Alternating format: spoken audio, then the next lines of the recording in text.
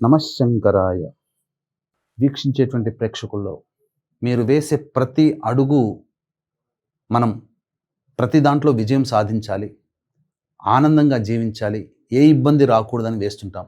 అయినా చాలా సందర్భాల్లో ప్రతి అడుగు అపజయం పాలవుతున్నాయా? అన్ని అవకాశాలు నోటిదాకా వచ్చి జారిపోతున్నాయా? మనకొస్తుంది అని ఊరిస్తూ ఉండి మనకు దూరం అయిపోతున్నాయా? ఆర్థిక సమస్యలతో బాగా సతమతమవుతున్నామా? వృత్తి వ్యాపారాల్లో మనతోటి వారికంటే మనం ఎప్పుడు వెనకబడిపోతున్నామా? అంటే ఖచ్చితంగా మీ కుటుంబంలో పంచశాప ప్రభావాలు ఉన్నట్టే లెక్క. పంచశాప ప్రభావాలనగా స్త్రీ శాపము, గురు శాపము, దైవ శాపము, సర్పశాపము, పితృశాపము.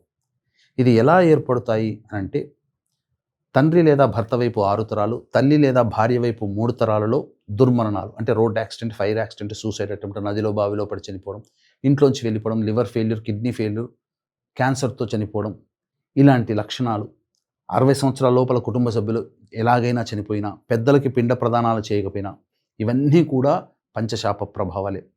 కాబట్టి ఇట్టి పంచశాప నివారణకి జూన్ 14వ తారీఖు ఆదివారం అమావాస్య అధిక జ్యేష్ఠ మాసంలో వచ్చింది. రోహిణీ నక్షత్రంతో కూడుకున్నటువంటిది.